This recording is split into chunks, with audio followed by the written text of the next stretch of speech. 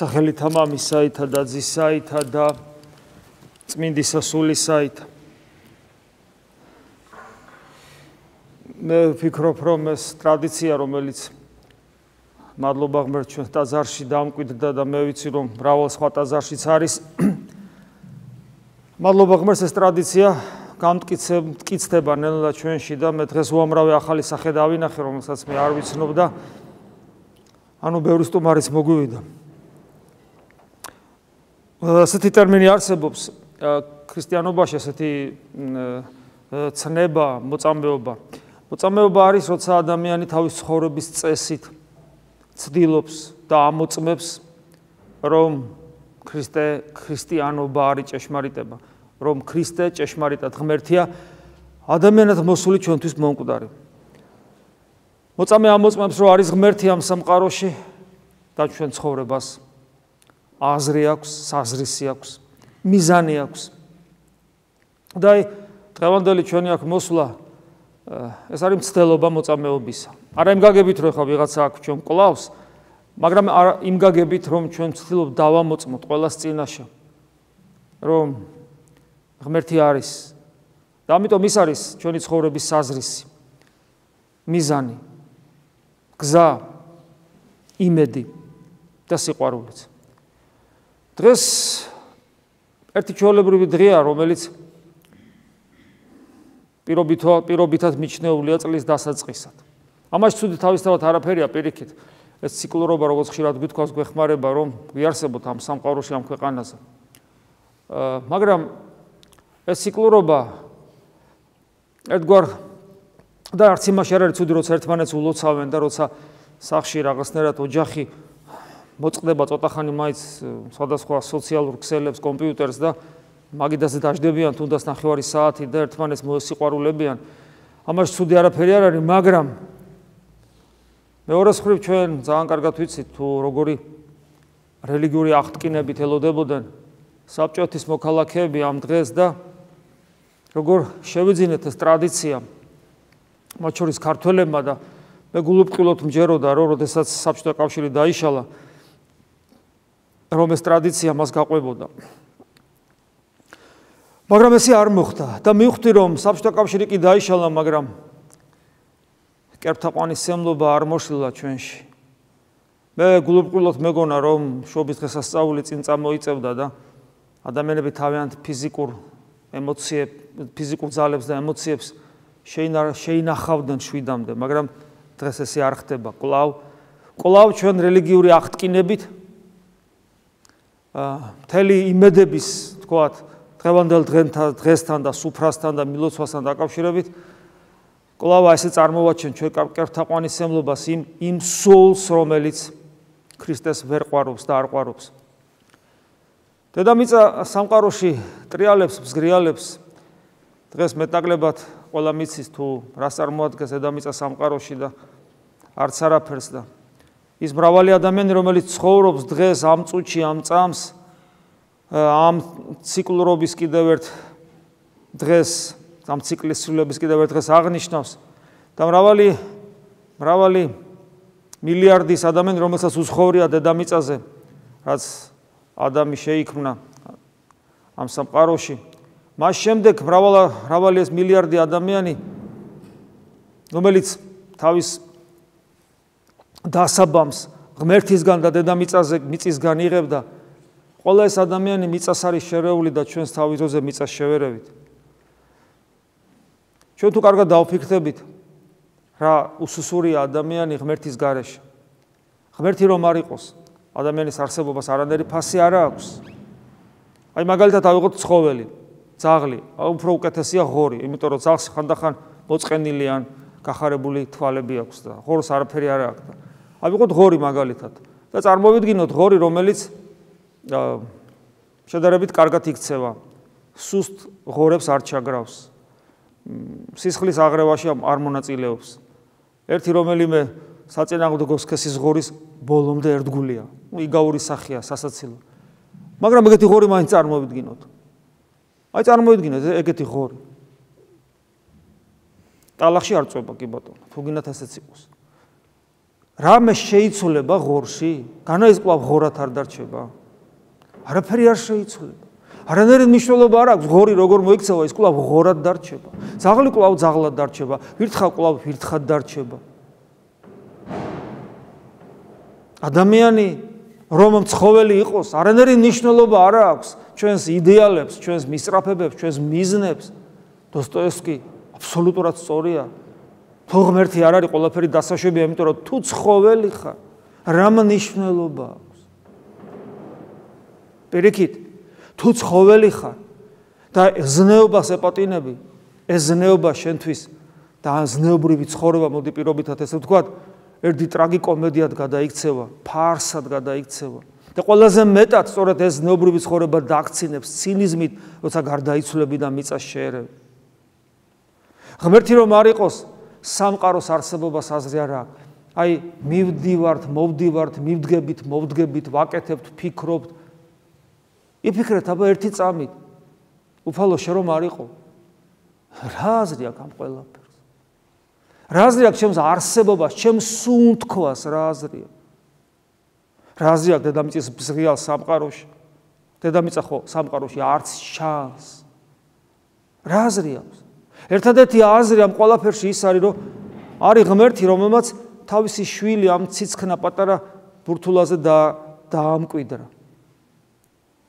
და მისცა შესაძლებლობა არჩევანისა, სიკეთესა და ბოროტებას შორის, სიყვარულსა და სიძულვილს შორის, სინათლესა და სიბნელეს შორის, ღმერთსა და უღმერთობას შორის და ამ არჩევანის თავისუფლება იმითაც არის გარანტირებული, რომ თვითონ ნაბიჯი გადადგა უკან მორჩილად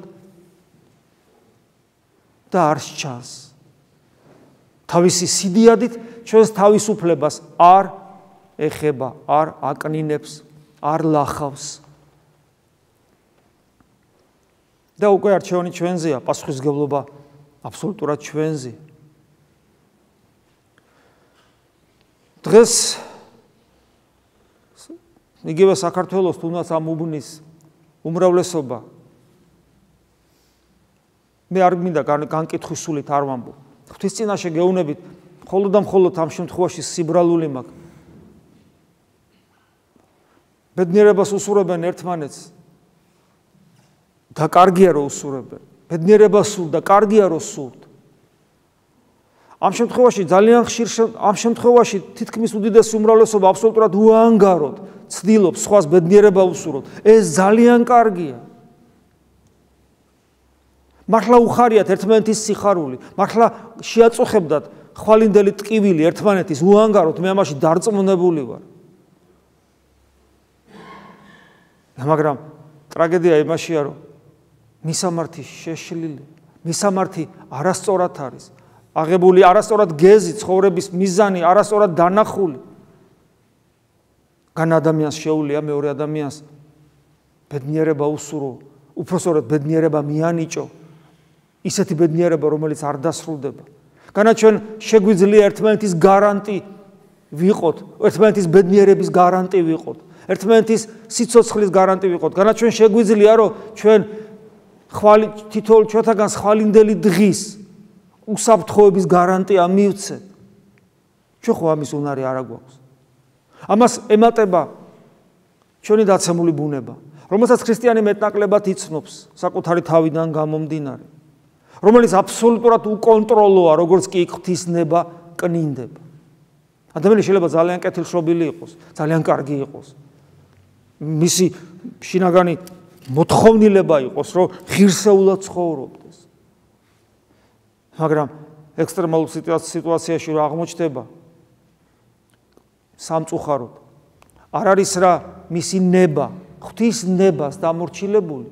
იმ წამსვე მის ნებას იპყრობს მისი ეგოისტური ინდივიდუალისტური მოთხოვნილებები, რომელიც ძალიან ხშირად ქვენაგ ზნობებიდან ხორცს გულისხმობდა საკუთარი ჯოჯოხეთიდან სულის ამპარტავნებას და სიამაყეს გულისხმობ, აი და ეგოიზმს, იქიდან არის ნაკარნახევი.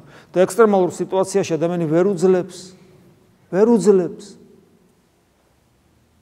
ამიტომ ყოველი ადამიანი ცრუა, როგორც წმინდა წერილი გვასწავლის. და იმიტომ, რომ ადამიანი, რომელიც საკუთარი ნებით ცხოვრობს, ნებით, რომელიც უზურპირებულია, დაპყრობილია, დამონებულია საკუთარი დაცემული ბუნების მიერ, სანდო ვერ არის. ძალიან ასე რომ უნდოდეს. და ლოგიკურია ეს და სწორია ეს, იმიტომ რომ რადგან არის ღმერთი, რომელმაც ჩვენ აქ იმიტომ გაგვაჩინა ამ ქვეყანაზე, რომ მისი ნება და საბოლოო ჯამში ღმერთი შევიცნო და მასთან ვიყოთ. და რადგან ჩვენი თავისუფლებით, ჩვენს წინაპარში ადამში, მასში მყოფებმა ყველამ ერთად უარი თქვით მასთან ურთიერთობაზე. და რადგან ამავე დროს ჩვენ შევქმენით ღმერთის ნებისგან განსხვავებული ნებელობა ამ სამყაროში. და რადგან იგი ღმერთის ნებისგან განსხვავებული აბსოლუტურად აუცილებლად უკეთური იქნება, იმიტომ რომ ღმერთი არის ყოვლად სიკეთე და სახიერება. ამიტომ ჩვენი ცხოვრება, როგორიც არ უნდა ვეცადოთ კეთილშობილი იყოს, ვერაფრით ვერ იქნება ისეთი, რომელიც იქნება უზაკველი და ღმერთთან მიმყვანებელი. ამიტომ ამოს დღეს სახარებაში აღმოვიკითხეთ, კაცისათვის შეუძლებელია ღმერთთან ყოფნა. არათუ ცოტ ძნელია, შეუძლებელია. უფალი დღეს კიდევ ერთ სახარებაში იმასაც გვეუბნება იმ დიდარ ჭაბუკთან დაკავშირებით, რომ ის ყველაფერი ის, რითაც გონია, რომ შენ ღვთის წინაშე სწორად მაცხოვრებელი ხარ, იმიტომ რომ ღვთის წყალობა გაქვს ამ ქვეყანაზე, დიდარი ხარ და სიმდიდრეში იგულისხმება არა მარტო ფული, არამედ ყველაფერისაც გვაქვს, სიცოცხლე, ნიჭიერება, ყველაფერი რაც გვაქვს, რომ დგავართ ეხლა ესეც ღვთისაგან მოცემული სიმდიდრეა. და რო გგონია, რომ რადგან ეს გაქვს, ამიტომ და ღმერთს რომ უყვარხარ, ეს ნამდვილია და რო გგონია, რომ ეს არის ყველაფერი. უფალი ამბობს, ეს ყველაფერი უნდა დატოვო, ყველაფერი და მათ შორის საკუთარი თავიც. და აიღო შენი ჯვარი. ანუ ჯვარი ადამიანობისა, ანუ პასუხისგებლობა აიღო. პასუხისგებლობა იტვირთო.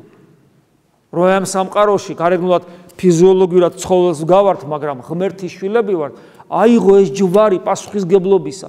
პასუხისგებლობა თავისუფლებიდან გამომდინარე, პასუხისგებლობა მოწოდებიდან გამომდინარე, რომ ღმერთი უნდა გახდე. და მე შემომიდექი, ქრისტე გეუბნება. ქრისტე გეუბნება, რომ მე ვარ შენი სჯული, შენი ცხოვრების წესი და კანონი. და ქრისტე ჯერ ერთი რომ ღმერთია, მეორე რომ არის სიყვარული და მესამე ცოცხალი პიროვნება. და ეს ნიშნავს, რომ ქრისტე არის ჩვენი სჯული, ცოცხალი პიროვნული არსება, ჩვენი სჯული, ეს ნიშნავს თან ღმერთი, რომელიც აბსოლუტურ თავისუფლებას ატარებს, ეს ნიშნავს, რომ ჩვენი სჯული აბსოლუტური თავისუფლების მომნიჭებელი. არსად არ არსებობს უფრო მეტი თავისუფლება, ვიდრე თავისუფლება ღმერთში. იმიტომ რომ ყველაფერი თვით მეტა galaktikats ki შეზღუდულია, ხოლო ღმერთია უსასრულო. ჩვენ ეს გვიჭირს ამის ახმა, ამის მოდიან ჩემთან და მეუბნებიან, მამაო რა გავაკეთო, აი ჩემი გზა რა არის ცხოვრებაში, სვავს კითხვას ადამიანი ხშირად. ივანიშნებ ხოლმე მაცხოვრის ხაზი, აი შენი გზა. ქრისტეა გზა, სხვა გზა არ არსებობს. მეუბნებიან, აი როგორ ვიცხოვრო ამ ქვეყანაზე? მეთქი, აი სიცოცხლე, ქრისტეა სიცოცხლე. აი სიცოცხლე, სხვა სიცოცხლე არ აქვს. სიმართლეს ვეძებ ამ უსამართლო ქვეყანაში, არ არის არ არის, აი სიმართლე ქრისტეს, კი კვლავ ქრისტეზე მივანიშნებ. და ვიცით რატო? მან თქვა, მე ვარ სიცოცხლე, მე ვარ ჭეშმარიტება, მე ვარ გზა. და ეს სიმართლეა. იმიტომ როგორ შეიძლება რომ ღმერთის გარდა იყოს სხვა სიცოცხლე, ღმერთის გარდა იყოს სხვა ჭეშმარიტება, ღმერთის გარდა სხვა გზა არსებობდეს ადამიანისათვის, როგორ შეიძლება? ჩვენ ეს გვესმის, იმიტომ რომ მორწმუნენი ვართ. მაგრამ ჩვენ ეს გვავიწყდება, იმიტომ რომ ამასოფლის სული ჩვენზე ძალადობს, ჩვენში დომინირებს. მაგრამ მე მიხარია რომ აი ჩვენ მოვედით იმისათვის, რომ ჩვენი აქ ყოფნით, დავამტკიცოთ, რომ მიუხედავად იმისა, რომ მცირე სამწყსო ვართ, როგორც უფალი გვიწოდებს, მაინც ამ მცირე სამწყსო დავამტკიცოთ, უბრალოდ დავამოწმოთ. ჩვენ არაფერს არ ვამტკიცებთ, დავამოწმოთ. რომ ხალხო სამყაროში არის ღმერთი. ეს დედამიწა მსგრიალებს და კიდევ ერთი წრე დაარტყა მზის გარშემო, მაგრამ ეს არ არის მთავარი. კი ბატონო, მიულოცოთ ერთმანეთს, გილოცავთ, მაგრამ ამ ყველაფრის მიღმა ღმერთია, ცოცხალი, რომელსაც სიყვარული ქვია, რომელსაც უყვარ ვარ, რომელმაც კი არ მიგვატოვა მოვიდა. მოვიდა და ჩვენთან ჩვენთვის იცხოვრა, ჩვენთვის მოკვდა. დაგვენახა, თავის სისხლს და ხორცს გვაძლევს, თავის ტრაპეზზე მოგვიყვანა დღეს და თავისი თავი მოგხვცა და მოგვანიჭა. და ჩვენ ამას თეორიულად კი არ ვლაპარაკობ. მრავალი თქვენთაგანი წლების იქით, ჩემი მეცესი არ ვიყავი, ამ დროს სუფრაზე ვიჯექით და აბა, კარგად ხორციელად ვილხენდით. მერე მივხვდით, რომ ეს სწორი არ იყო. მერე ნელ-ნელა დავიწყეთ აქ სიარული და მერე ჩვენ აქ ყოფნა უფრო გვიხარია. აქ ყოფნა უფრო გვსიამოვნებს. ნახეთ რა უცნაურია. სადეხლა იქ საცივთან და ღორის ბარკალთან და ღვინოსთან და მუსიკასთან და ხორცს იქ უფრო სიამოვნებს. ნუ მის მიჩვეულია ეგეთ რაღაცებს. მაგრამ აქ ხო ეს სიამოვნება არ არის. თან იქ ტელევიზორი, გართობა, ჰაი, ერთი ამბავი. აქ არა ვდგავართ ჩაბნელებულ ტაძარში. გასუსულები, გარინდებულები, დაღლილები. ზოგს შია, ზოგს ეძინება, ზოგს ფეხით ტკივა, ზოგს თავით ტკივა. და ვდგავართ და გვსიამოვნებს და გვიხარია და უფრო მეტად ვიდრე ის გვესიამოვნებოდა. ნახეთ, როგორ ვამოწმებთ ჩვენ, რომ სული სიხარული აღმატებულია ჩვენთვის, ვიდრე სიხარული ხორცის. ეს არ არის მოწმობა იმისა, რომ ჩვენთან არის ღმერთი, როგორ არ არის მოწმობა. მაგრამ თუ ამას დავამატებთ იმას, რომ აქედან რომ გავალთ, აქედან გავიტანთ სიყვარულს, სიმშვიდეს, განუკითხველობას. თუ განიკითხე და ზემოდან დახედე, სადღაა ქრისტე ჩვენში. ისეთ ბედნიერებას და ისეთ სიხარულს, რომელსაც ისინიც დაინახავენ, ჩვენი ძმები და დები, რომლებიც დღეს ხორცელ განცხრომაში არიან. და მიხვდებიან, რომ ისინი კი კარგად ხარობენ, მაგრამ რაღაცა ჩვენთან უფრო უკეთესადაა ამ გონი საქმე. ამას რო დაინახავთ. მაშინ ჩვენი დავალება დღევანდელი დღისა შესრულებულია. იმიტომ რომ უფალმა თქვა, ნათელი იყავით ამ სოფლისო და ვიყოთ ნათელი ამ სოფლის, ეს დავალება შევასრულოთ. ანუ ვაჩვენოთ, რომ აი აქაური სიხარული და აქაური ბედნიერება, აქაური ახალი წელი, აქაური სუფრა, ტრაპეზი, სადაც თამა და თავად ქრისტეა. გაცილებით უფრო სიამოვნების, სიხარულის, მეტი სიხარულის, გაცილებით უფრო მეტი სიხარულის და გაცილებით უფრო მეტი ბედნიერების მომნიჭებელია. ახლა ვლაპარაკობ იმედზე, იმიტომ რომ ვინ და უფალი იძლევა სწორედ იმედს და არა ის, როცა ჩვენ ერთმანეთს რაღაცას უსურვებ და მეკლე რომ შემოვა. იმედს ქრისტე იძლევა. ოღონ იმედს არა სიტყვით, არამედ ნამდვილს, ცოცხალ იმედს. იმიტომ რომ ჭეშმარიტება, სიცოცხლე და გზაც ხო ქრისტეა და იმედიც ქრისტეა. ყველაფერი ქრისტეა. იმიტომ რომ ის ღმერთია. ჩვენთან მოსული. ჩვენს გულთან დგას. და ჩვენი მხრიდან მხოლოდ ერთი რამეა საჭირო, გულის კარები გავუღოთ, ჩვენ შორს წასვლა არ გვჭირდება. მე მინდა რომ ჩემ თავს უსურვო და თითოეულ თქვენთაგანს რომ ყოველ წამს ხედავდე ამას, გუზნობდე, განვიცდიდე, რომ არც ერთი წამს ჩემი ცხოვრებისას აზრი არ აქვს ღმერთის გარეშე, არც ერთ წამს. იმიტომ რომ მოვა გარდაცვალება და მიწაში საფლავში დავიდებით, როგორც მრავალი მილიარდი ადამიანი შეზელილა აი ამ დედამიწას, რომელიც ბზგრიალებს, მე შევეზილები. მაგრამ ჩემში არსებული მარადისობა წავა იქ, რის სიყვარულსაც მე ჩემი მიწიერი ცხოვრების განმავლობაში ვსწავლობდი. დადგება ეს წამი. ოღონდ როდის არ ვიცი, შეიძლება ეს ხვალდილამდე, გათენებამდეც კი დადგეს. მე არ ვიცი ეს როდის მოხდება, მაგრამ ეს აუცილებლად მოხდება. მაგრამ მე ეს რომ მოხდება, მე უსურებ საკუთარ თავს და თითოეულ თქვენთანაც ჩვენი მდგომარეობაში ვიყოთ, რომ ჩვენ ეს მაინდამაინც არ გვწყინდეს. და ჩვენ შეგვეძლოს ძალიან მშვიდად სიყვარულით დავემშვიდობოთ დედამიწას, რომელზეც ამდენი ხანი ვზგრიალებდით. აბა, კარგად, იმიტომ რომ მე უკეთეს ადგილას მივდივარ. მაგრამ იმისათვის რომ ეს მოხდეს, ჩვენ აქ სანამ ცხოვრობთ და შეიძლება ზოგმა 100 წელიც კი იცოცხლოს, სანამ აქ ვცხოვრობ, ეს არჩევანი მტკიცედ გავაკეთოთ. გამოვიყენოთ ეს დრო. ეს დრო ძალიან ძვირფასია. ძალიან. და არც ერთი წამი არ დაგვიწყებოდეს უფალი. ჩვენ აი ხანდახან არის ხოლმე, რომ განსაკუთრებით აი ღამის წირვა, თუ ფიზიკურად ცოტა შეზელი და არ დაიღალე, გზნობ უსასრულობას და გინდა რომ არ დამთავრდეს. და ეს თავდება როგორც მსახურება, იმიტომ რომ თავისი დროა ყველაფერს, მაგრამ ნუ დავამთავრებთ ჩვენ მას გულში, ჩვენს გულში ნუ დავამთავრებთ. ჩვენ გულში ის გავაგრძელოთ. იმიტომ რომ მოგვიწოდებს წმინდა წერილი, რომ ჩვენ ამას პეტრეც ამბობს, იოანეც ამბობს, ჩვენ სამღვდელო დასი ვართ. არა მარტო მღვდელი, არამედ ერისკაცის. სამღვდელო დასია თითოეული ქრისტიანი. ეს ნიშნავს იმას, რომ თითოეულ ქრისტიანს გულში აქვს საკურთხეველი, გულში აქვს წმინდა ტრაპეზი, საიდანაც მუდამ უნდა შეიწირებოდეს უსისხლო მსხვერპლი ქებისა. ანუ მუდამ ღვთისდიდება უნდა იყოს ჩვენ გულში. ანუ ადამიანი ქრისტიანი რო დადის ტაძარი, რომელშიც შიგნით საკურთხეველი აქვს, რომელსაც საკურთხეველში ტრაპეზი აქვს და ტრაპეზში მუდმივი წირვა აღევლინება. აი ესეთი არის იდეალური ქრისტიანი. განურჩევლად იმისა, რა ხარისხში იმყოფება, ერისკაცია, დიაკონია, მღვდელია თუ ეპისკოპოსია.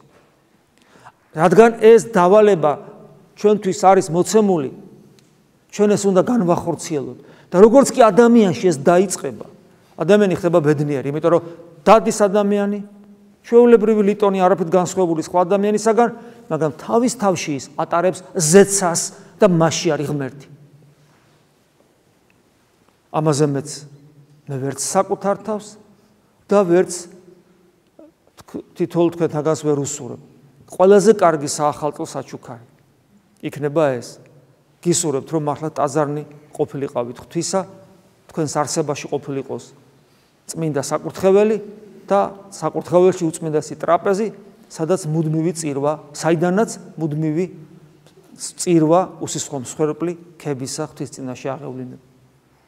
ქრისტემ დაგლოცოთ, მრავლას დაგასწროთ და ყოველ ახალ წელს მეტი და მეტი ქრისტიანული შემართებით დაგემოწმებინოთ სამყაროსათვის, ყველასთვის, რომ არის ღმერთი, რომელიც ჩვენთან მოვიდა და მას ქვია უფალი ჩვენი იესო ქრისტე. ამინ.